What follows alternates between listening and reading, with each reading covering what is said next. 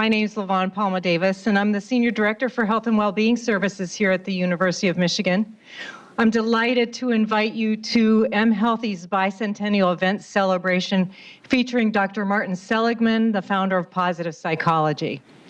We're very appreciative of Dr. Seligman doing 2 events for us today. He did one this morning on campus in Michigan League, which was a full house, and now this afternoon. So thank you, Dr. Seligman.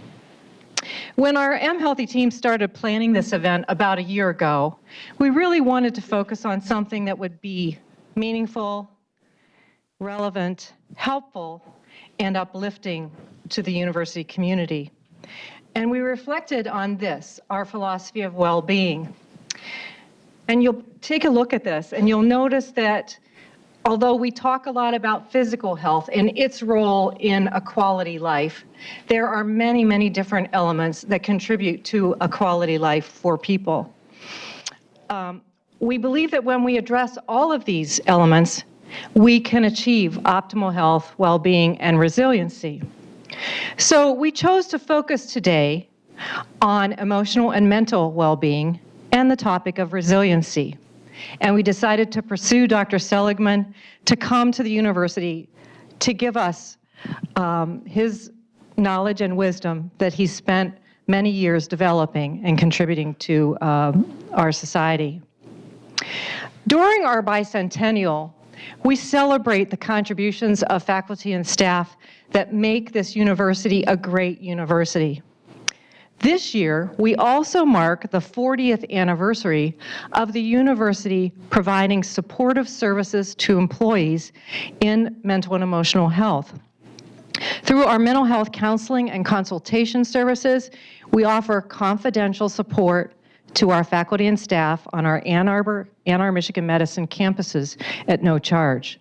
These services help to enhance resilience through individual counseling, work group consultations, educational programs, and organizational development, and we strive to empower all members of the community to live their best lives. I'd like you to join me in taking a moment to thank our UMHS Employee Assistance Program team for all that they do for us every day. Would you please stand, team? Please.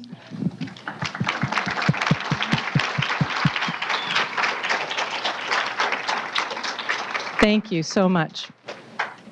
I also want to mention that at the end of this presentation, we'll be giving away 6 books of Dr. Seligman's. We'll be drawing those randomly. So if you're interested in one of those books, please stay, and we will be announcing that at the very end. Now, without further ado, I'd like to introduce our new Chief Health Officer, Dr. Preeti Malani. She will then come up and introduce Dr. Seligman. Dr. Malani, in addition to being U of M's Chief Health Officer, is also a professor in internal medicine in the Division of Infectious Diseases. She's also director of the University of Michigan's National Poll on Healthy Aging. And prior to medical school, she completed a master's in journalism. I'm mentioning that because she's talented in that arena beyond comparison. She also has a master's degree in clinical research design and statistical analysis. She has been an associate editor for JAMA, the Journal of the American Medical Association, and has published more than 100 peer-reviewed articles and editorials. You only need to spend a little bit of time with Preeti to just totally delight in her ideas, her enthusiasm for well-being on this campus. She's obviously very smart and accomplished, and we're very lucky to have her as our Chief Health Officer. Preeti?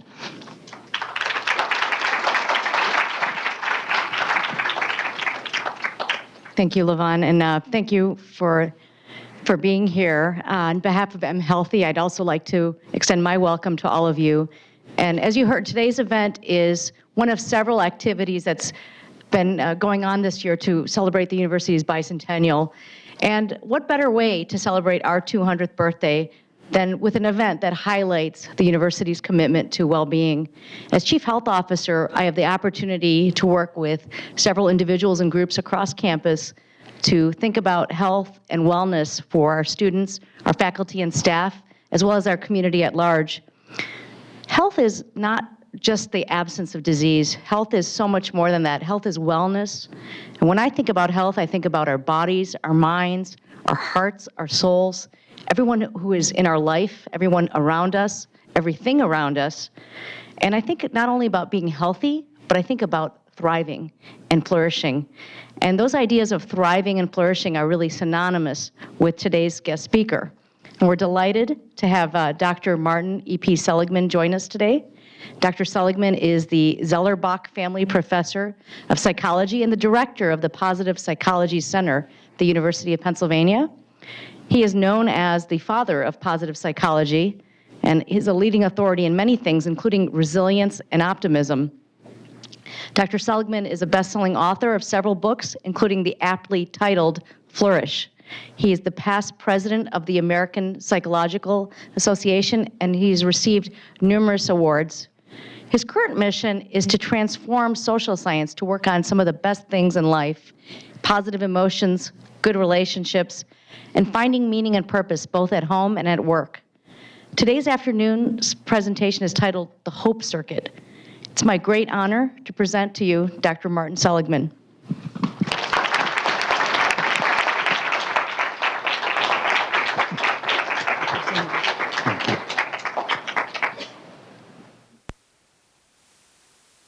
You're in for a weird talk today.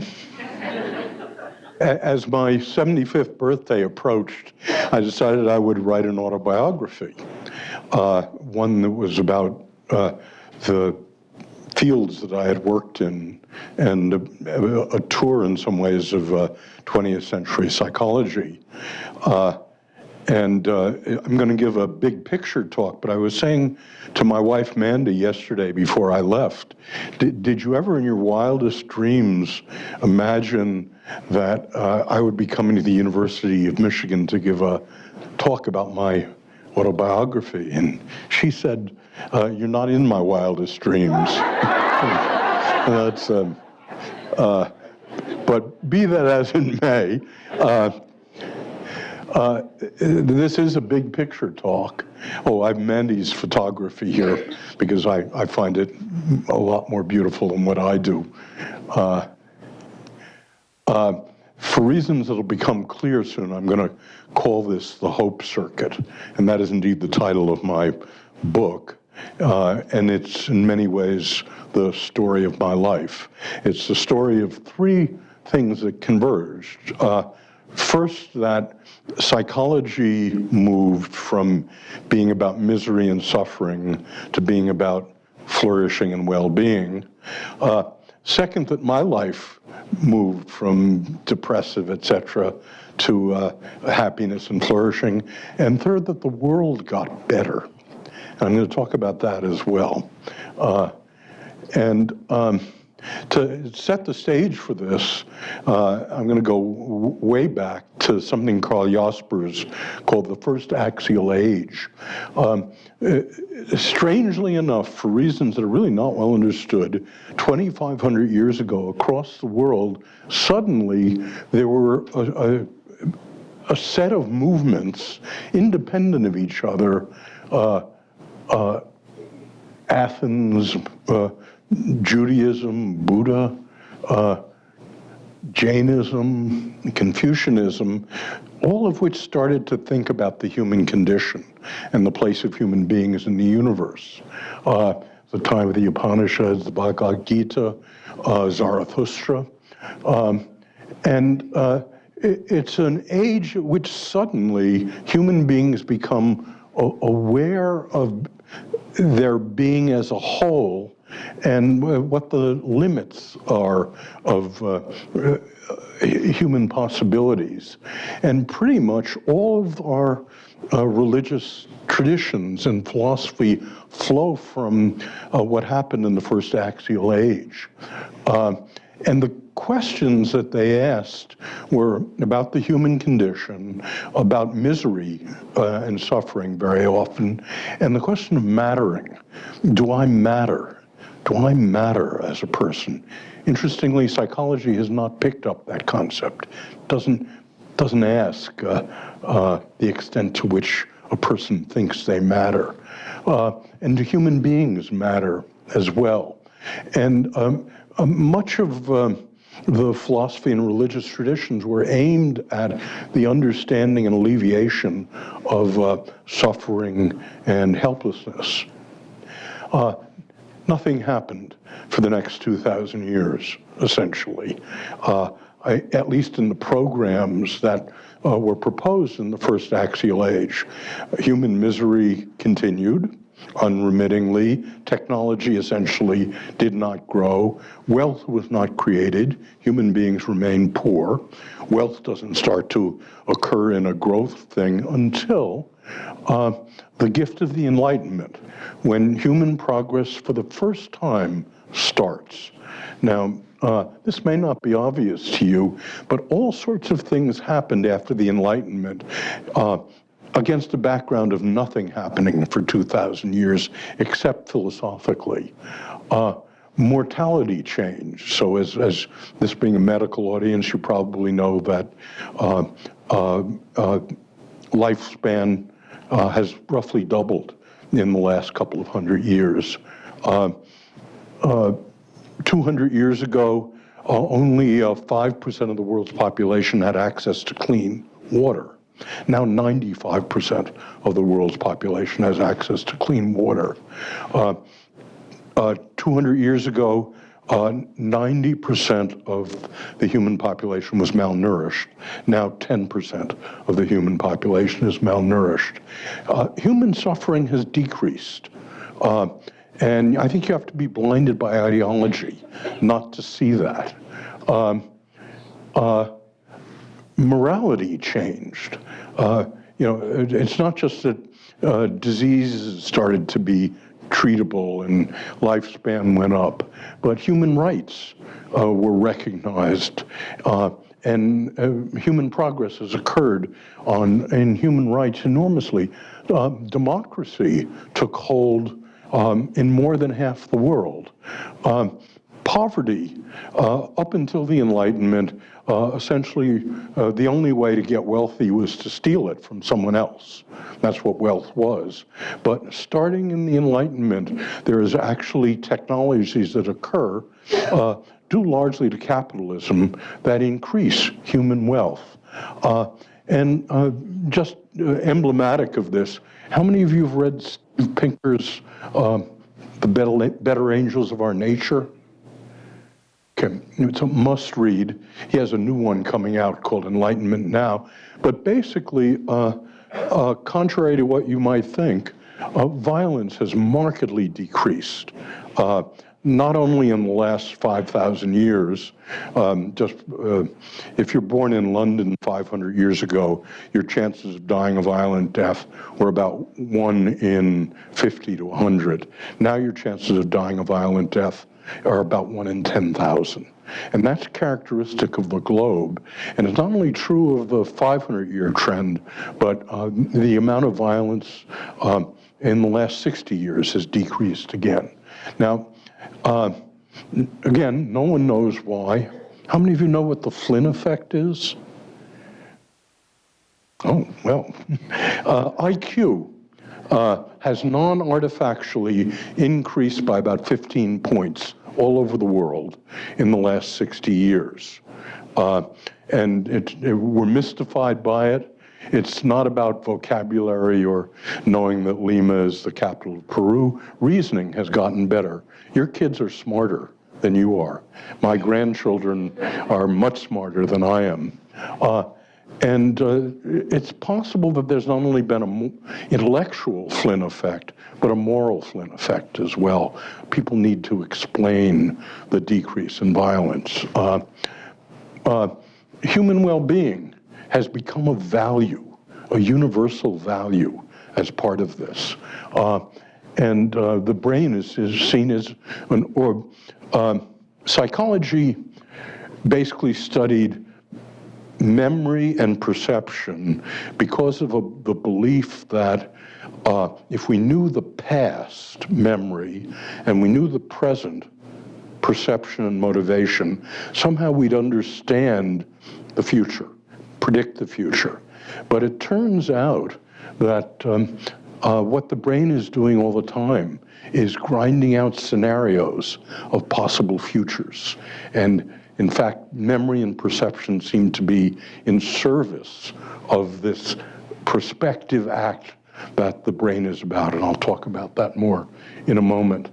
So what I'm going to do is first give a very brief tour of what the premises of 20th century psychology were.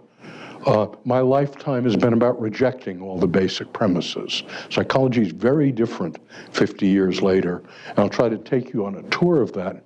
And my way of doing it is I've worked in 5 different areas in psychology. So I'm going to say for each of those areas something about what happened, what is happening now in those areas, and then I'm going to venture almost science fiction-like predictions about what will happen in those areas in the next 20 or 30 years, some of which are quite relevant to the concerns of this hospital. So, first, psychology, as I found it, was about misery and suffering, and indeed the Freud-Schopenhauer medical premise was the best that you could ever do in life was not to be miserable. And so medicine, psychology, the humanities, science should all be about what removes the crippling conditions of life. Basic premise, we're creatures of conflict and struggle and misery. Second premise, we're blank slates, the environmentalist premise that somehow we're born, we're blank slates, experience writes on those slates, and experience is all important. Second premise. Third premise, 50 years ago, this was the age of behaviorism. It had no cognition.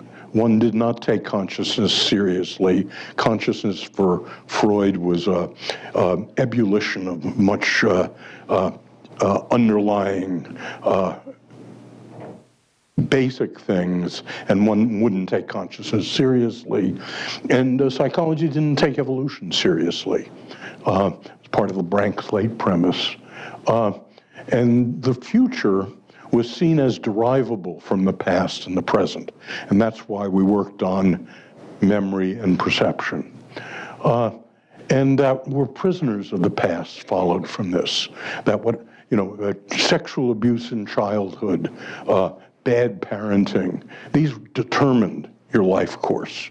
So these were the premises that psychology held when I first began to study psychology more than 50 years ago. All of those premises are wrong. Some of them dead wrong. Some of them not just wrong, but morally and politically insidious. And I'll talk about that. So now, this isn't a data talk, but now what I'm going to do is to look at those premises and developments in psychology and its future through the template of the fields I've worked in. So the first field that I worked in was something called learned helplessness. And basically, several of us discovered more than 50 years ago that animals and people, given uncontrollable events, things they couldn't do anything about, electric shock, loud noise, rewards that came in from the sky, that they developed something we called learned helplessness. And it was characterized by passivity, giving up, and stupidity. In the following sense, having trouble seeing that you were effectual, that you could control things in life. And we put forward a theory at the time which defied the behaviorists that said that people and animals aren't just creatures of reward and punishment, but they can actually learn something like, nothing I do matters. I'm hopeless. That's the theory we put forward. And it became pretty accepted and became a large field, and people began to test drugs and psychotherapies because learned helplessness looked a lot like human depression. People began to test psychotherapies and drugs against helplessness conditions and the like. Turned out we were wrong. And one of the nice things about living long enough in a field is to find out you were wrong. And we're wrong in a very special way that's actually quite relevant to many of you. The brain, when we began to this, was really mush. The tools of looking at brain were extremely crude, and it wasn't until the mid-1990s that brain techniques became good enough to look at the brains of helpless animals. And something remarkable occurred. This is a little technical, but important that you understand it so I can say where I think the field of depression and anxiety is going today. I think I'll only use two brain parts. The first one you have to know is the dorsal raphe nucleus. So it turns out deep down in the brain of rodents and humans, there is a structure which turns out when it's turned on, it's necessary and sufficient for producing what we thought was learned helplessness. That is, if you electrically turn on or chemically turn on the dorsal raphe nucleus, the two basic behaviors of helplessness are shown in rats and mice. The first is giving up, and the second is a lot of trouble learning along with panic and anxiety. If you turn off the dorsal raphe nucleus, you can't get helplessness, basically. So it turns out Steve Mayer found to be necessary and sufficient. It also turns out, strangely enough, to be the default response of mammals to prolonged troubles. So it turns out the dorsal raphe is the machinery that is the default. And when bad things occur, the dorsal raphe goes on, and you start to see helplessness and panic. Well, given that, given that it didn't look like you're learning that nothing you did mattered, how come we're not helpless all the time? And the answer is, here's the other part of the brain you should know. The ventral medial prefrontal cortex up here has a set of discrete circuits, and they've been isolated very well now by Mayer, that turn off the dorsal raphe. The circuit, so there is a circuit in your forebrain that when it's activated is necessary and sufficient for not being helpless. That is, if you turn on this circuit when animals are helpless, when nothing they do matters, you don't get helplessness. If you anesthetize the circuit and the animals are actually doing something that matters, they're helpless later on. So it turns out the structure of learned helplessness has been discovered and is well understood. Now, here's why I mention it to a medical crowd. I'm very skeptical about neuroscience. I think neuroscience has been enormously oversold and is way beyond the data for the most part. But this is the first neuroscience model that's actually given me hope about the future of work in depression and anxiety. And here's why. Learned helplessness, although it wasn't learned, looked like a very good model of depression. That is, if you take the 9 symptoms of depression, all of them, except for suicide, are produced by helplessness in the laboratory. So many of us thought this was a good model of human depression. Mayer's work tells us, and this is about the future, that depression may, for the first time, be curable. Now, I've written 5 textbooks, 5 editions of Abnormal Psychology on all the therapies and drugs for all the psychopathologies, and the data have not improved over the last 30 years. Basically, there's a 60% barrier in work and anxiety and depression. I'm summarizing over 1,000 outcome articles at this point. Basically, every treatment we know for depression gets about 60% relief against a 45% placebo rate. not very impressive. For the first time, if Mayer's right, this says depression may be biologically curable. The drugs don't work, by the way. The drugs have the same 60-40 thing as the psychotherapies. But the circuitry here, right now, the resolution of things like we have no way in human beings of stimulating exactly the circuit. The resolution for transmagnetic stimulation, optogenetic stimulation isn't good enough. And the only way you can do it in humans is to drill into the brain. And I don't think we want to do that, and even then have trouble localizing the circuit. But the science fiction part of this is, I believe in the next decade, we will find much better resolution in the human brain and be able to activate and turn off the dorsal raphe magnetically or electrically, and turn on the ventromedial prefrontal cortex. Strangely enough, what's going to lead the way here is not medicine, but defense. Because 2 weeks ago, one of the most chilling articles that I've ever read was published in Science. The authors are the Chinese Academy of Science, sponsored by partly the Chinese Defense Department. Very few articles out of Beijing make it into Science, as you know.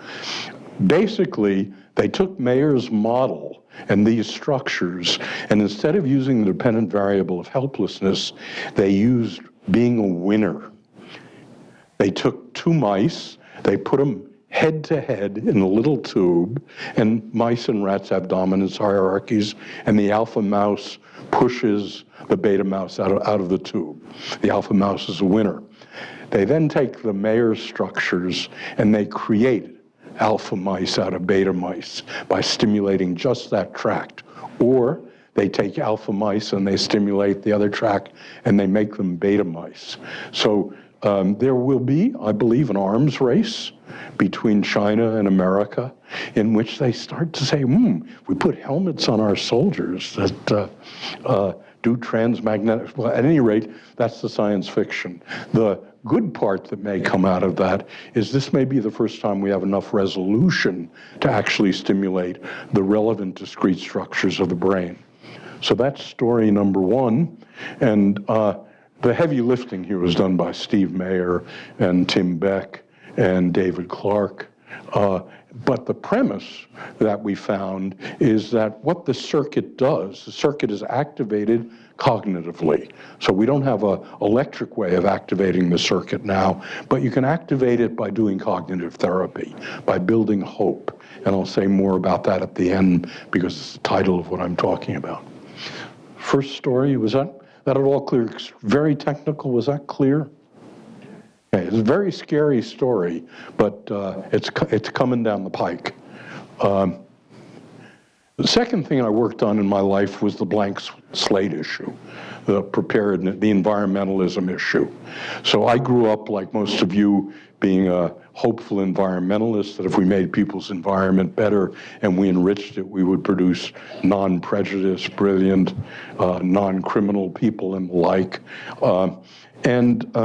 We weren't very good at that, it turned out.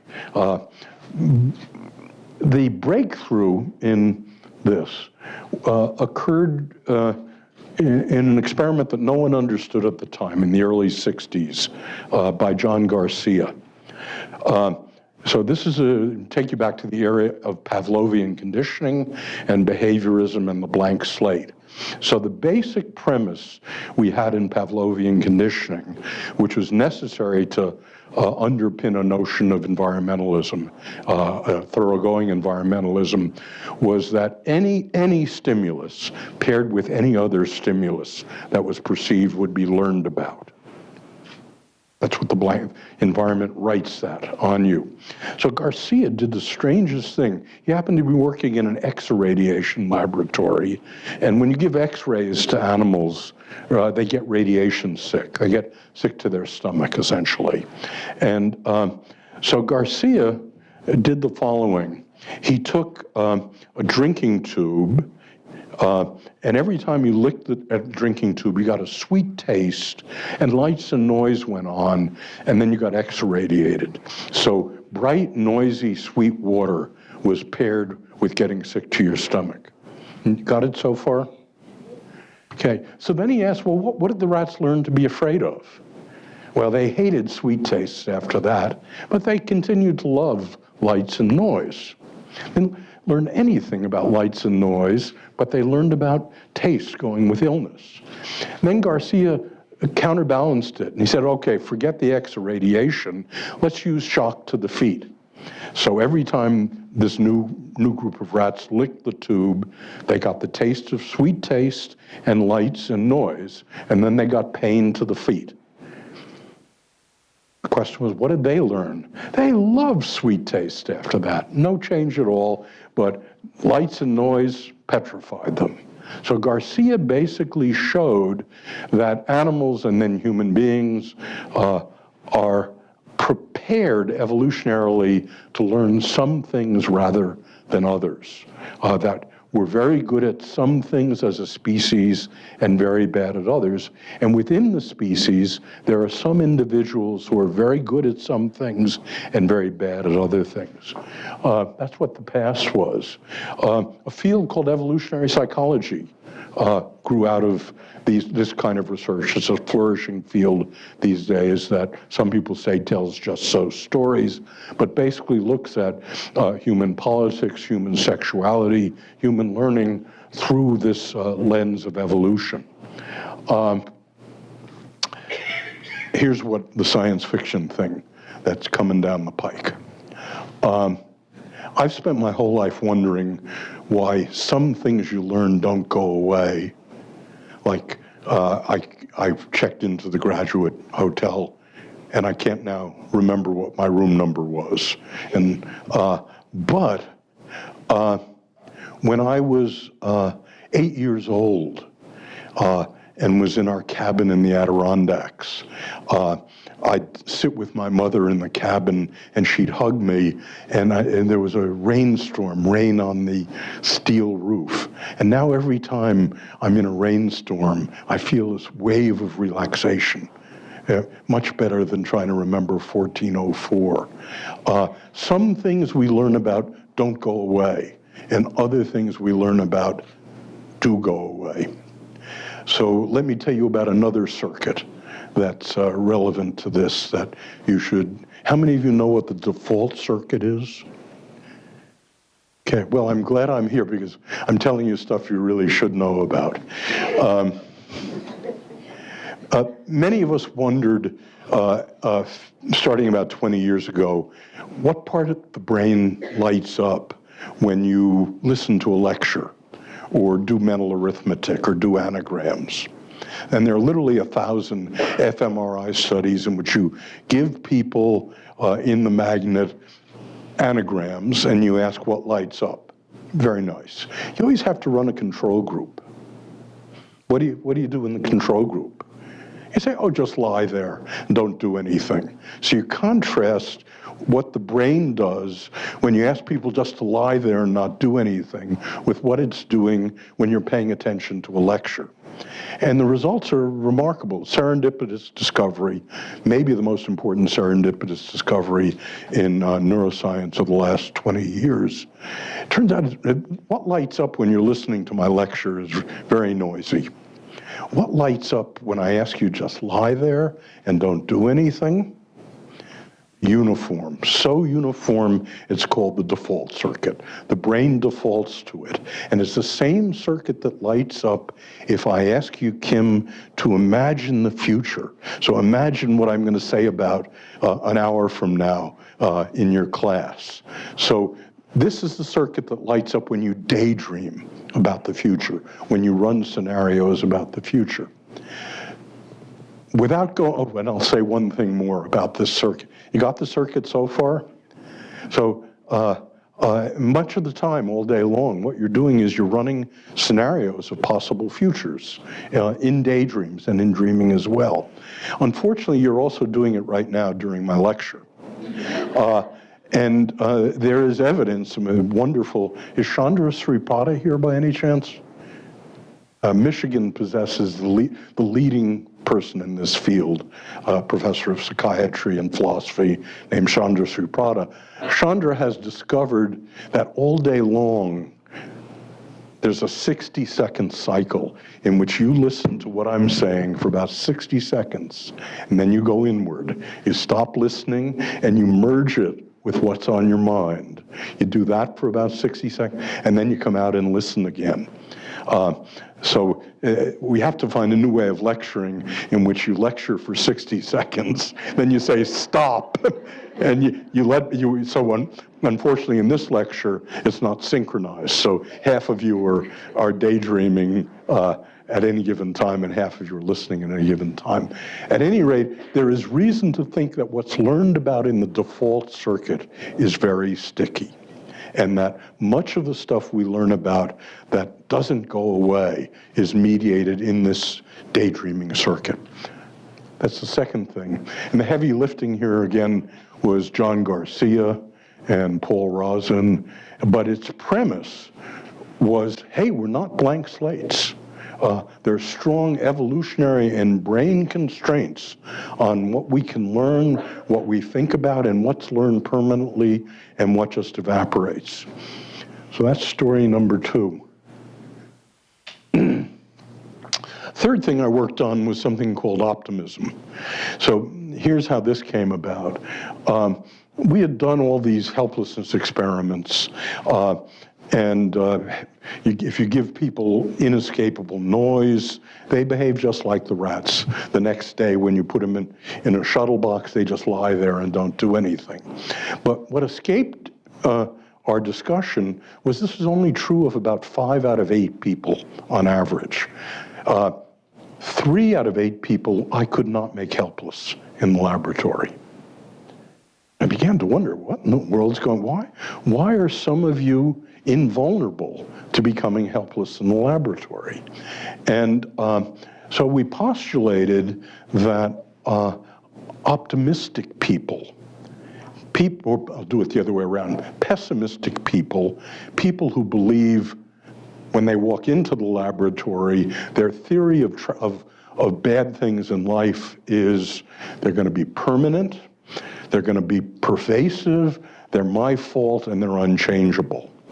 Whereas optimists are people who believe when bad things occur, they're temporary, it's just this one situation, I can do something about it, and it's typically not my fault. And we basically found that the 3 out of 8 people who we couldn't make helpless were the extreme optimists. So people who believed bad things occur, temporary, local, controllable, couldn't make them helpless. And so we said, well, depression looks a lot like helplessness. Could you actually take pessimistic people and teach them to be optimistic and prevent depression? So the logic clear? Yeah, so we began to do, this opened up a field. We took cognitive therapy, and we took techniques from cognitive therapy, like recognizing your most catastrophic thought and disputing it realistically, is taking these wildly pessimistic thoughts and teaching people to dispute them. So you're a 10-year-old girl, and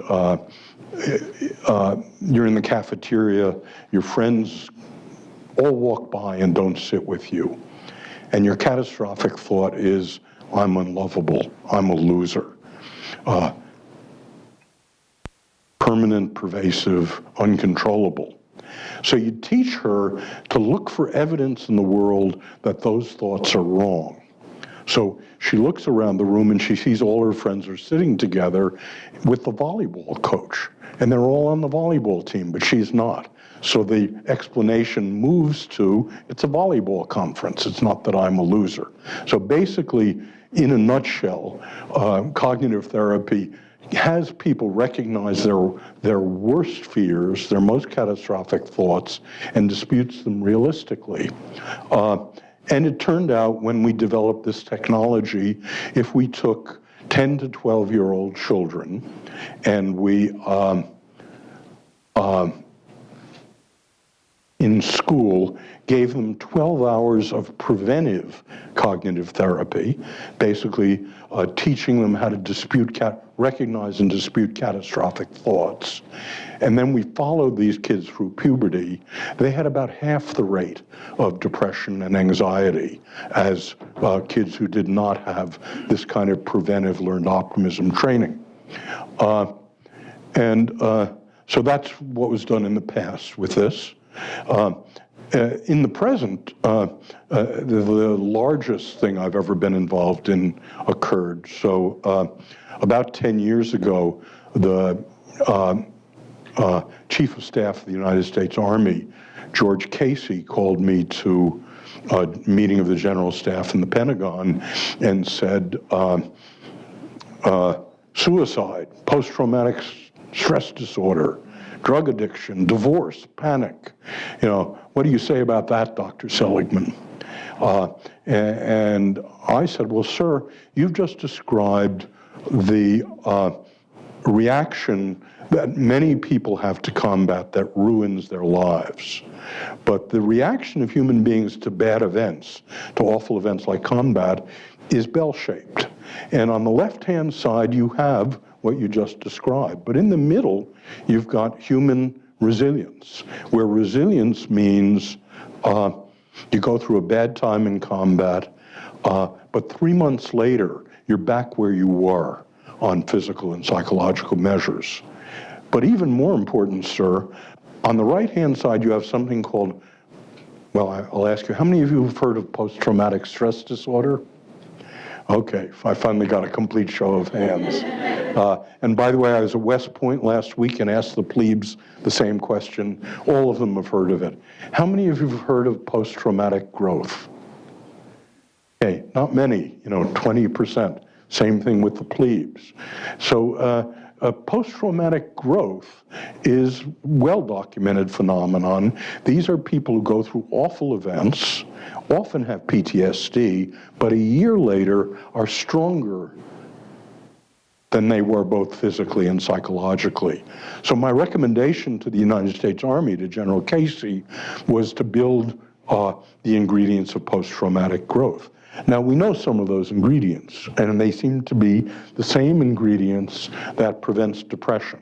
So, among other things, teaching soldiers optimism, we thought, would move the curve preventively toward post-traumatic growth and decrease the kinds of pathologies that were so much on the Defense Department's mind 10 years ago.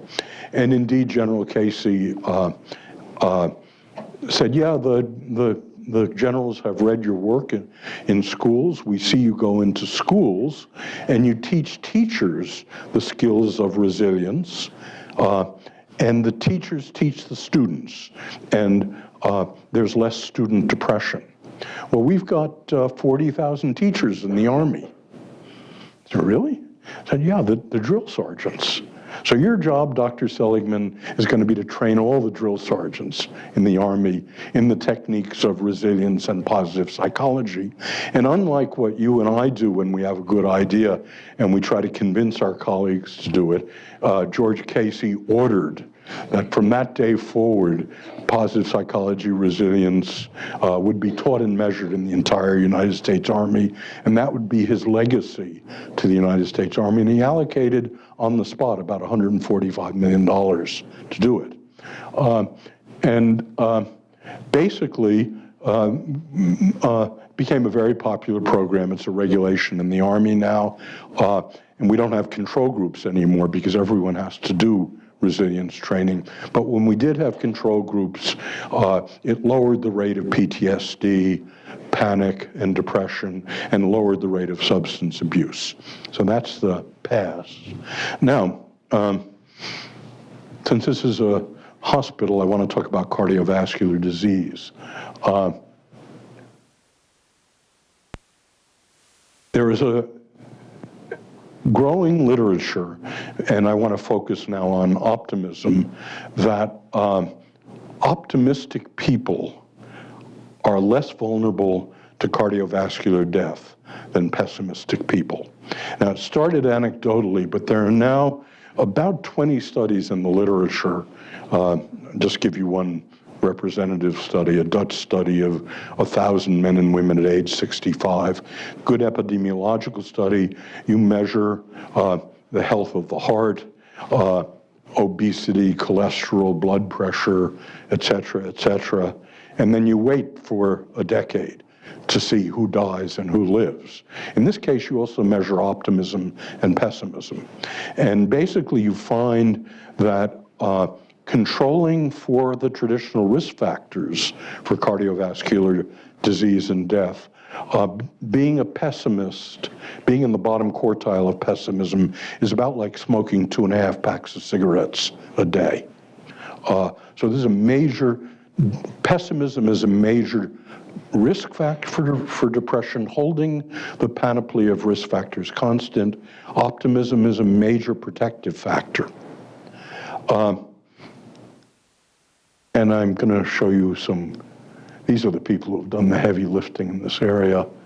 But just to give you a sample of work that I think should be important to you, on the left is county by county in the northeastern United States, the death rate by cardiovascular disease.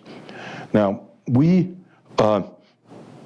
traditionally measure optimism and variables like that by questionnaire, but we found a much better thing to do, and that was optimism has a lexicon.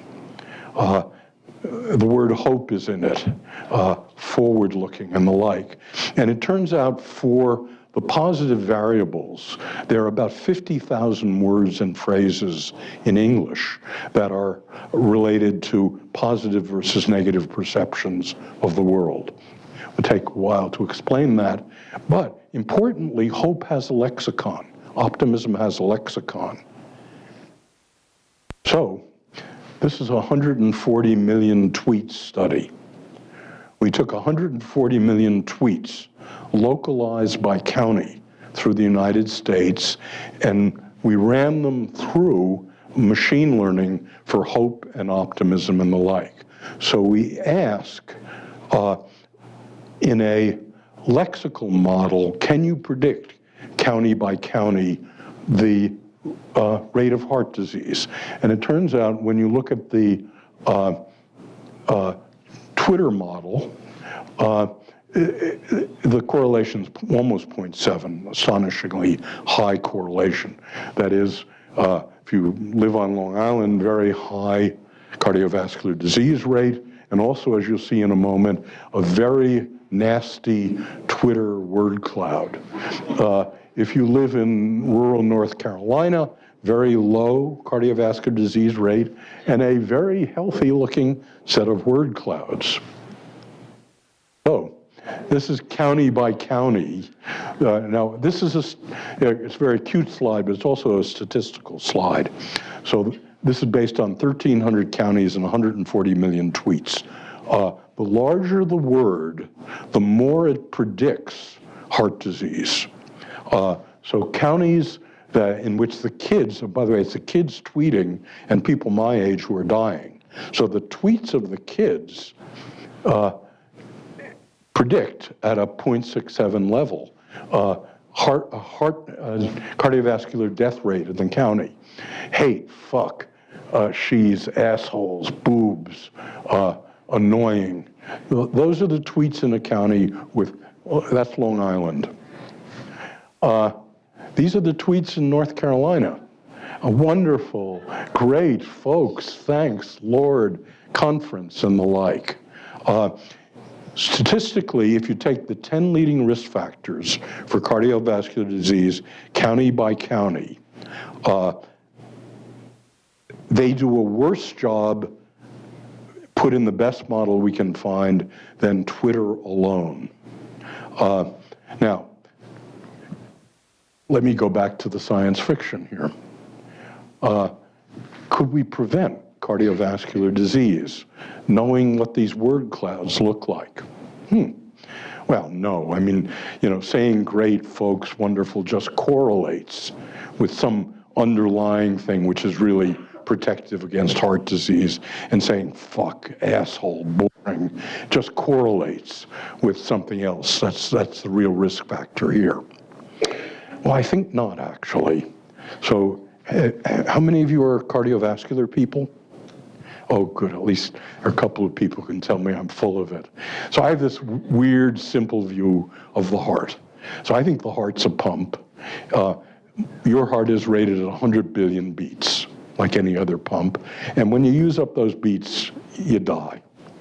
Now, if you walk around the world thinking asshole, annoying, awful, you're basically killing your vagal tone. You're activating sympathetically all day long. You're using up those beats. If you walk around the world thinking, great, conference, wonderful, this correlates with very good vagal tone. So on this model, it says what people think all day long is a protective or risk factor for cardiovascular disease. And that means if you can change the way people talk and think about the world, you might be able to prevent cardiovascular disease. So that's the third thing that I think is coming down the pike here. I'm about to lead to positive psychology and prospection, but this is E. Cummings' way of talking about what I believe about yes versus no. A lot of this work was done with Chris Peterson, my closest colleague, who died suddenly in Michigan 5 years ago. I greatly miss that's Chris. So the two fields that are related, the last two things I want to talk about, are the field I called Homo prospectus, and it originated at Michigan. I found myself about 7 years ago here giving something called the Tanner Lecture in philosophy, and after the lecture, Chandra Sriprada asked me, well, have you ever heard of the default circuit? And like you, I had never heard of it. And he said, well, you know, this is the circuit by which people prospect into the future and daydream. So Peter Railton in the philosophy department and Chandra Sriprada and I got together, and we began the long 4-year struggle of writing a book called Homo Prospectus, in which we basically argued that our species is misnamed, that we're not sapiens. Sapiens isn't wise and knowledgeable, and we're really not that. That's aspirational. But what we are is prospectors. We're constantly looking into the future. We're good at it. That is indeed the evolutionary edge we have. And this book basically goes through the neuroscience, the psychology, the evolutionary psychology that argues that what the forebrain is about is predicting futures, that it's the engine of the future. We basically argued that psychology has to begin again, that you have to look at the past and the present as machinery to better predict futures. Where you need to start is the prediction of the future. And let me bring this home to you how many of you know about the invisible gorilla? Okay, good.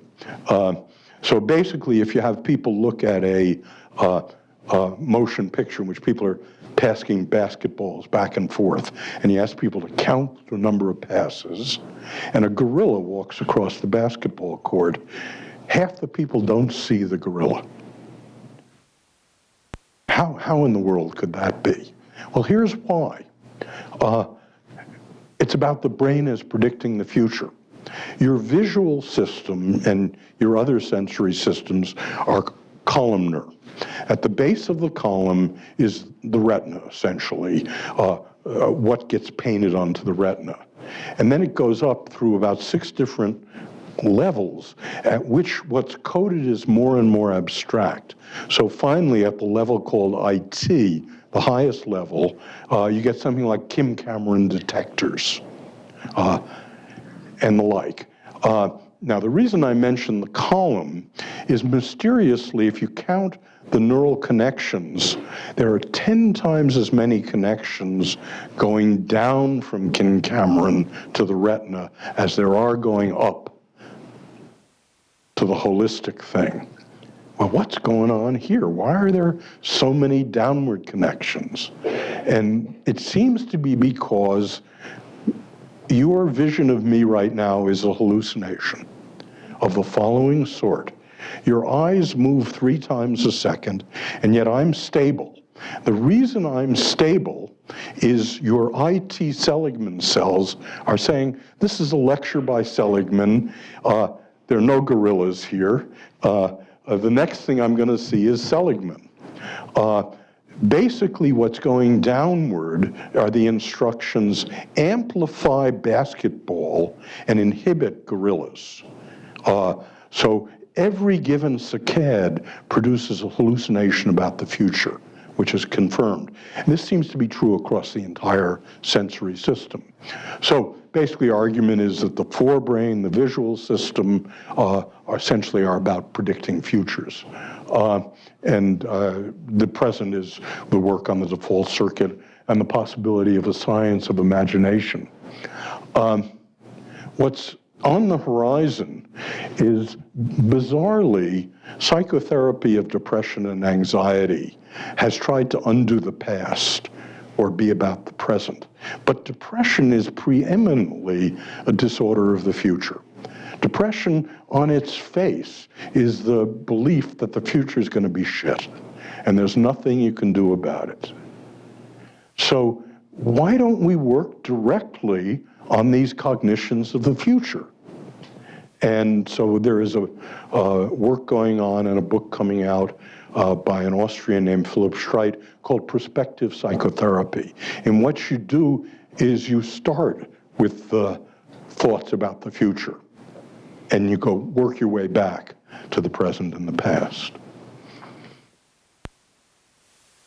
Finally, this eminently says this premise about being prisoners of the past makes no sense at all. We're creatures of the future. We're born yesterday. We're constantly constructing new futures. We're creatures of free will and prospection. We're not chained to the past. What happened to you as a kid, and statistically it turns out, contrary to what I wanted, if you look at sexual abuse in children and you look at neurosis as an adult, the effects are weak. They're there, but they're weak. But if you look at what happened last month, divorce, for example, that's a big predictor.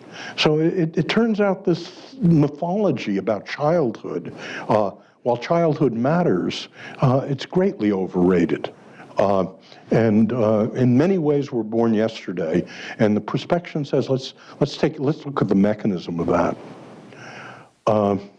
Finally, positive psychology. So about 20 years ago, I was involved with a bunch of other people in saying to my constituents in the American Psychological Association, you guys have done nice with suffering and the like, but there's a lot more to life than not suffering. I mean, it's very good that we work on undoing what cripples life, but shouldn't we work on building what makes life worth living? What makes life worth living? What is happiness? And I basically argued that as a first approximation, there's an acronym about what free people who are not suffering pursue. What's north of indifference? What is human happiness? And the argument was that we pursue positive emotion, happiness, subjective well-being. We pursue engagement, being one with the music, being totally absorbed, being in flow. We pursue good relationships, we pursue meaning and purpose, and we pursue accomplishment. And so a field grew up which took this seriously and asked the question, can we build those things? So what we had done previously was to try to undo the bad stuff as opposed to directly build positive emotion, engagement, good relationships, meaning, and accomplishment. So many people developed interventions which directly enhance those things. Just one trivial one for now, so you'll understand positive education. If tonight you're assigned to write down 3 things that went well today and why they went well, and do that for a week, 6 months later, you will be happier statistically, and your depression will be lower. Not rocket science, but it becomes addicting. People do it instead of the last thing you think about before going to sleep is the argument you had with the dean, which is the way your brain is set up to do it. If you discipline yourself to think about the tulips that arrived today and where you're going to plant them, it turns out 6 months later you're happier and less depressed. So that's a flavor of it. And so there are about a dozen such techniques that work reliably. So we began to go into schools around the world and say, well, if you're going to make people happier as opposed to just make them less miserable, the place to start is in schools. So there are now literally thousands of schools around the world, not many in the United States, that take the principles of PERMA and positive education and teach them to kids in school. And very importantly, and this is why I mention it, when we do this on a large scale, so we go to like the Minister of Education of Kazakhstan, and they say, well, we want to do positive education in schools, but you're going to waste money making kids happier in schools? Schools are about numeracy and literacy and science, and it's a zero-sum game. So there have recently been 3 massive demonstrations, one in Bhutan, one in Mexico, and one in Peru. The most recent one in Peru, 694,000 school children, 700 schools divided into positive education schools and control group schools. And the kids in the schools who have positive education not only are happier a year later, but their grades are higher. They're national standardized exams. So it turns out that making kids happy in school makes them happy, which is good, but importantly increases their academic performance. Happy kids learn better. The future.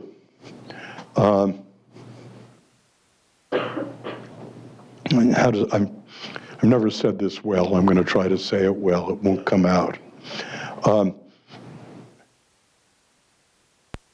Everything is better than it was 60 years ago. You have to be blinded by ideology not to realize that mortality has gone down, diseases are being treated, malnutrition is down, there are more women's rights, there is less pollution, you name it. It's better statistically.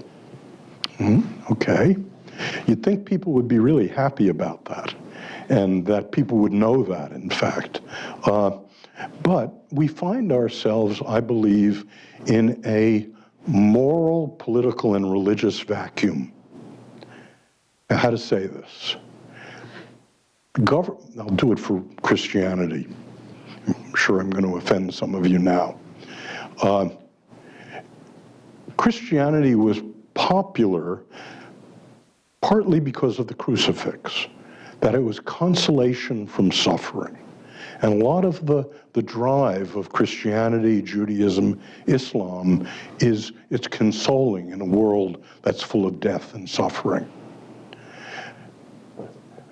What happens in a world in which there's less suffering? What do people turn to? Well, I believe they turn to the question of human flourishing. That is, I believe that the last election in the United States, Brexit, and any number of things tell us we are in a moral, political, and religious void.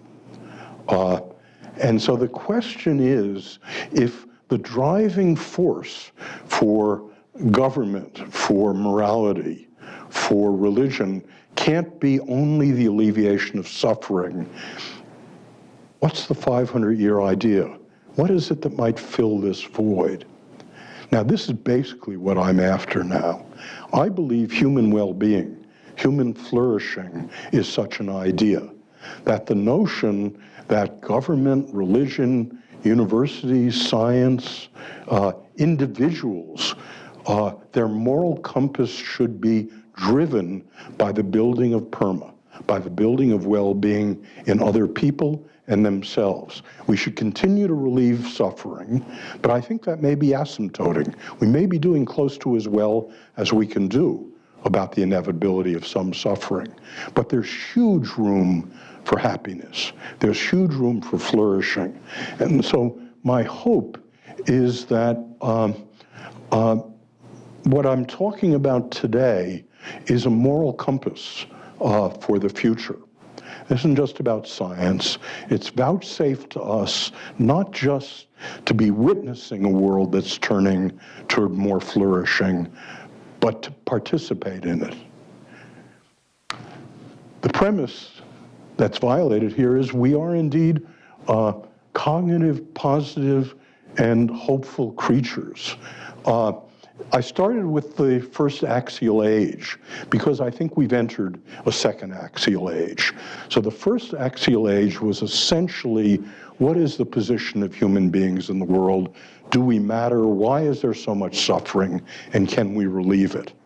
What happened in the 2,500 years that followed the first axial age, we did it. We relieved suffering, we created wealth, we created cures for diseases, hospitals of this sort. What is the engine of the second axial age?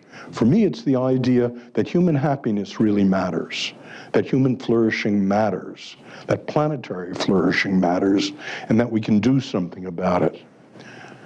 So here's my conclusion, and this is really now at age 75 what I work on. This is a science fiction book that you shouldn't read. It's called The Years of Rice and Salt by Kim Stanley Robinson, who's written some very good science fiction on Mars. This is very tedious indeed. The premise here is that the Black Plague killed everyone in the West. So humanity grew up through Islam, Buddhism, Confucianism, and they go through the same awful stuff that the West went through. In the 19th century, there's an Indian Raja called Kerala who is interested in technology and science and believes this will help the human future. And so he recruits from all over the world, all over the East, scientists and technology to improve the human future. And here's the recruiting speech he gives. I've left off the last line, which I'll conclude with in a moment.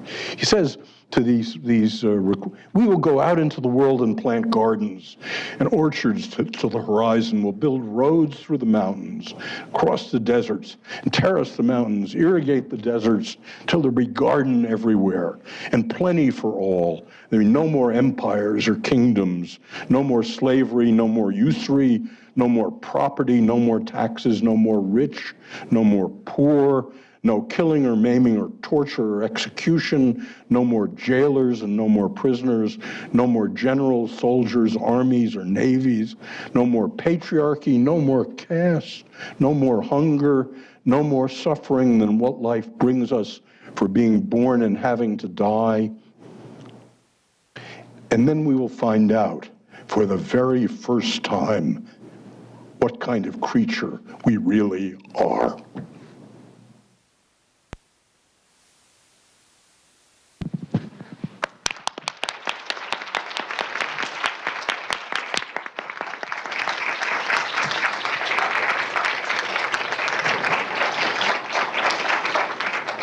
Dr. Seligman. May we all rise up to the vision of a community that flourishes. Thank you. We're going to have some time for Q&A. So if folks would just raise their hand, we'll bring a microphone around to you to ask questions. I'm hard of hearing, so I'm going to go lip read as you ask questions. Dr. Seligman, I had the opportunity to complete the Master Resiliency Program that you spoke of with the U.S. Army, and I found it very powering. I also found it troubling that, for example, we have lost more soldiers to suicide than to combat. So then I transferred The ideas I learned from that program, many of which were ideas from your positive psychology thoughts, hunt the good stuff, for example. I looked at the attrition rate in my workplace, my department, high stress, and I wanted to bundle a number of the concepts from master resiliency. So my question is, and I also found it puzzling, for example, you mentioned the use of positive psychology modalities outside of the United States. I didn't hear you mention it with school children in our own country. Are you aware of any bundling of these ideas to develop resiliency maybe on a more generic level? So I wouldn't have to reinvent the wheel. And thank you. I appreciate all the work you've done. Well, it's a very good set of questions, and I'll give you an impressionistic answer. So I'm the chair of the United Nations Education Committee. So I just finished writing a report on positive education around the world, which is essentially the incorporation of these principles into schools around the world. Almost none of it in America. The mayor of Zhencheng in Guangdong wrote me and said, oh, yeah, we use your resilience program. We've trained 80,000 teachers, 240,000 students, and I spent 21 million RMB to do it. Australia, very similar stuff all over China at the moment. Something remarkable is happening in the Middle East related to this. Takes me completely by surprise. There is hope in the Middle East, and I'll tell you what I think is going on. The Emir of Dubai, about a year and a half ago, threw his cabinet out and created 4 new cabinet officers, a minister of happiness, a minister of tolerance, a minister of the future, and a minister of youth. The minister of youth is 22 years old. The 3 of the 4 ministers are female. The minister of happiness, Ohud al-Rumi, her condition of taking the job was that the entire Dubai budget run through her office. So every program in Dubai has to be evaluated on whether or not it will increase human flourishing. So I went to Dubai in February to see, are they serious about it? And I think there's how many of you been in Dubai? Yeah, 16-lane highways, 110-story buildings.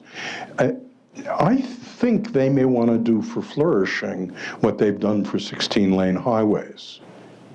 There was a coup in Saudi Arabia in August. It probably wasn't labeled as such, but the 32-year-old crown prince essentially took over. 2 weeks after the coup, of all places, Saudi Arabia, we got email from his office that said, Saudi youth are just miseducated. This extreme Islam stuff is not working.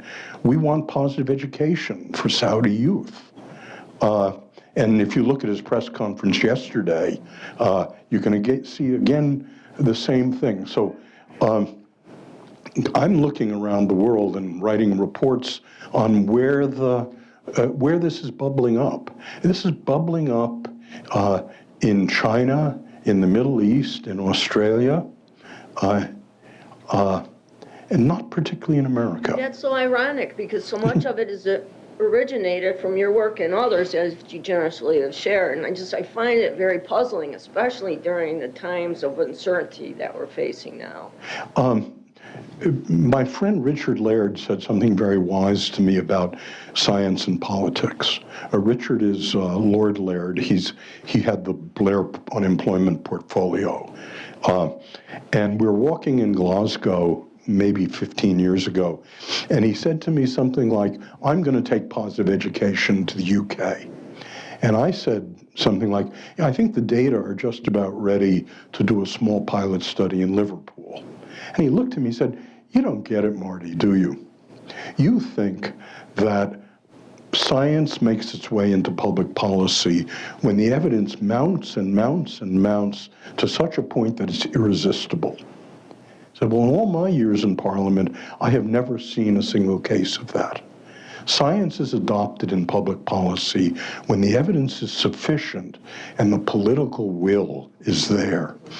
I don't think we have the political will at the moment, and it's part of what really worries me about our future. China's got the political will. I mean, the combination of this mouse study and doing resilience with all the kids in China tells me there is a political will there. I think you just described a great example of disruptive innovation, and I just hope we won't be late in the game, so to speak, to benefit from that, because if we are, I think that'll be very telling for the humanity in general. Yeah, thank you for your good question. Thank you. I It's appreciate exactly it. what worries me.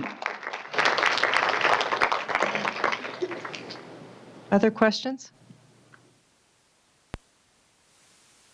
While we're waiting for you to think, I might add that there is some hope on the horizon among employers, because we are seeing employers across the country, peers of ours, who are talking about these subjects and trying to bring programs to their employees. And some of our own faculty in the business school, Jane Dutton and Monica Warline, just wrote a book on compassionate work. And so it's a wonderful thing to see.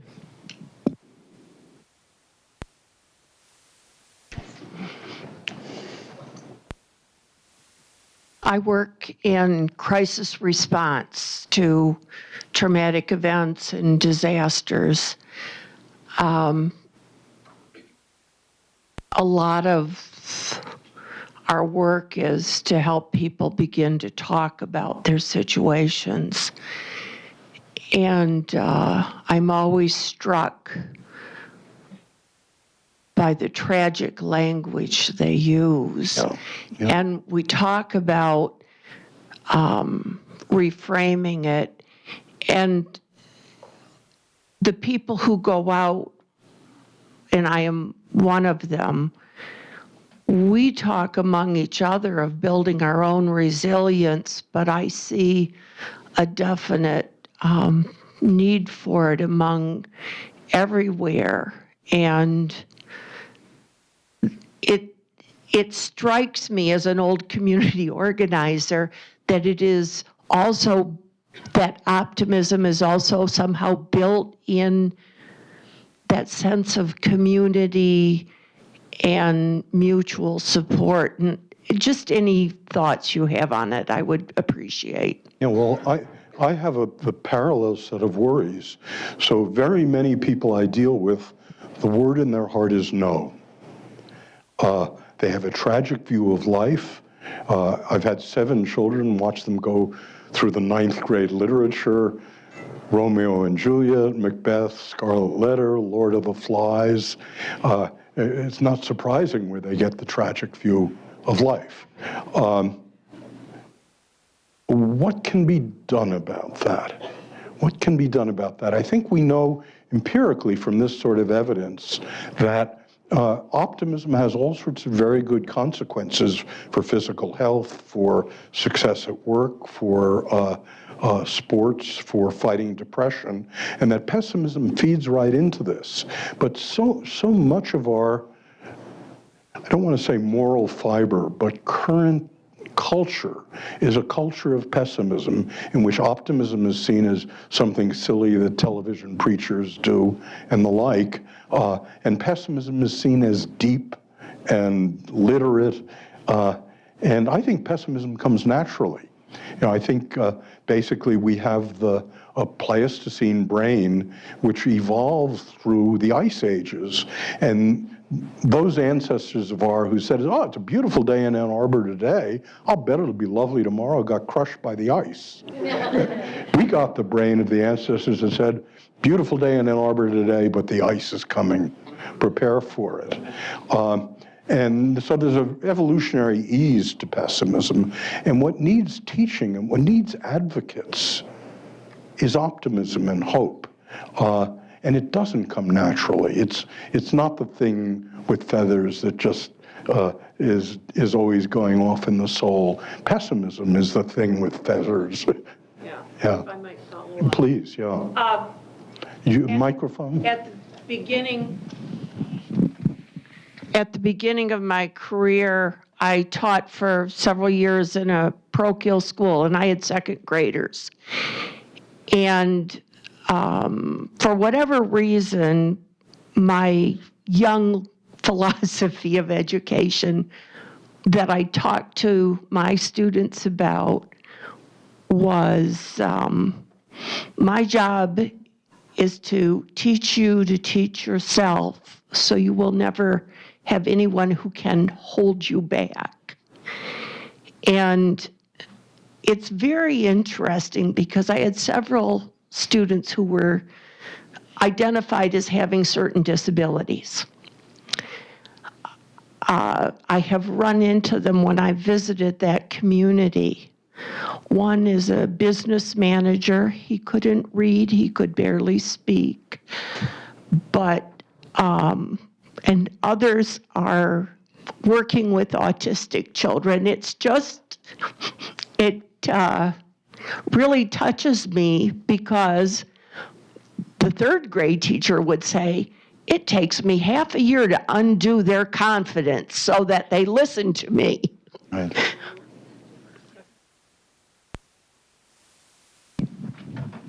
Yep. Colleen?